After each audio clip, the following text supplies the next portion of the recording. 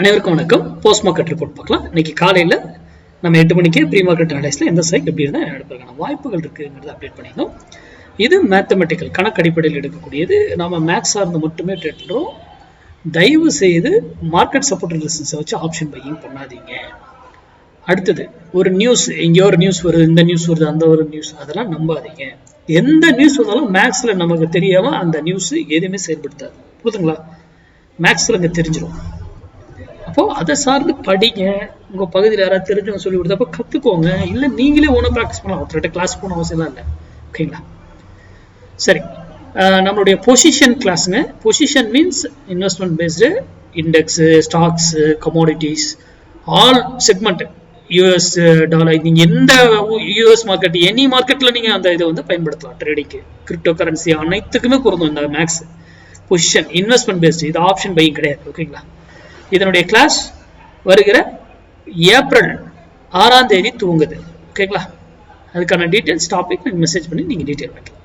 சரி, இப்போ இன்னைக்கு மண்டே நம்ம சேனலுடைய ஸ்லோகன் என்னங்க? மண்டே ட்ரேடு மிஸ் பண்ணக்கூடாது, ஃப்ரைடே ட்ரேடு லாஸ் பண்ணக்கூடாது.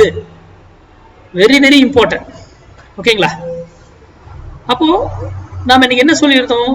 22,600 கால் 92 ரூபீஸ்க்கு மேல இருந்தா நிஃப்டி அப் சேல் இருக்கும், அதுக்கு கீழே இருந்தா டவுன் சேல் இருக்கும்னு சொல்லிட்டோம். இங்க பாருங்க, காலையில 92 கீழே வரல, அப்படி தூக்கிட்டோம். இங்க இருந்து ஏன் திரும்பினாரு? ஒய்? இந்த கேள்விக்கான விடை உங்ககிட்ட இருக்கணும். அது ஒரு இடத்துல போனா ஒரு பிரைஸ்ல எதர் அங்கிருந்து அப் ஆகணும் இல்ல டவுன் ஆகும். அங்க அதுக்கு சடன் ரூல்ஸ் எல்லாம் இருக்கு, நார்ம்ஸ். அங்க இருந்து பாருங்க இறங்கிடுச்சு.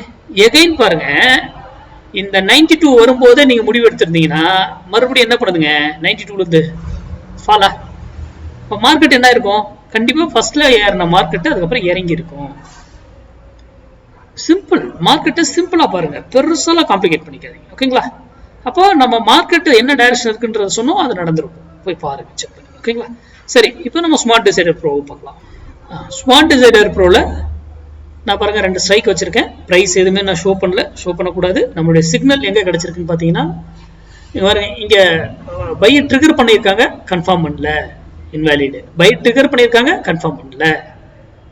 எகைன் இங்க பாருங்க, பை ட்ரிகர் பண்ணியிருக்காங்க, இங்க கன்ஃபார்மும் பண்ணிட்டாங்க இந்த இடத்துல. ஓகேங்களா? சரி, இவர் பாருங்க இந்த இடத்துல செல்லு கன்ஃபார்ம் பண்ணி ட்ரிகர் பண்ணிட்டு இந்த இடத்துல கன்ஃபார்ம் பண்ணிட்டு, அப்போ மார்க்கெட் என்ன இருக்குங்க? இங்க இருந்து ட்ரிகர் பண்ணதுக்கு அப்புறம் கீழே இறங்கினாலும் இதெல்லாம் சும்மா ஃபால்ஸ். ஏன்னா இங்க ட்ரிகர் பண்ணது இன்வாலிட். இனிமே இதுக்கு மேல போனா மட்டும்தான் பை. அப்போ இங்க நீங்க பை பண்றீங்க. எந்த வேலையில? இங்க ட்ரிகர் பண்ணதுக்கு அப்புறம் எஸ், இந்த வேலையில இருந்து இங்க எங்கனாலும் நீங்க பை பண்ணலாம். உங்களுடைய ஸ்டாப் லாஸ் என்னங்க?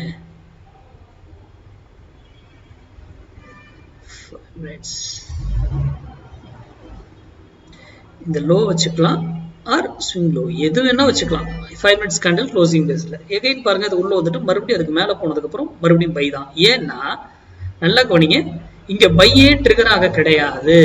அப்போ எகைன் இந்த இடத்துல நீங்க வந்து என்ட்ரி இங்க 150 64லயோ இல்ல எங்க வேணாலும் இந்த இடத்துல எடுக்கலாம். பை எடுத்துருந்தீங்கன்னா இந்த இடத்துல க்ளோஸ் வச்சா எக்ஸிட் ஆயிடும். எக்ஸிட் ஆயிட்டு மறுபடியும் எதர் மேல வரும்போது இங்க பை எங்கேயுமே ட்ரிகர் ஆகாத போது பை நம்ம தாராளமா எடுத்துட்டு போயிட்டே இருக்கலாம். ஓகேங்களா? இவ்வளவுதான் சிம்பிள் மார்க்கெட். இது வந்து நம்ம வந்து ஸ்மார்ட் டிசைடர் ப்ரோல சொல்றோம். ஓகேங்களா? நம்ம மேக்ஸ் இந்த இடத்துல வேல்யூ இருந்திருந்தோம், இந்த இடத்துல நம்ம ஸ்டாப் லாஸ் கொடுத்துருக்க மாட்டோம்.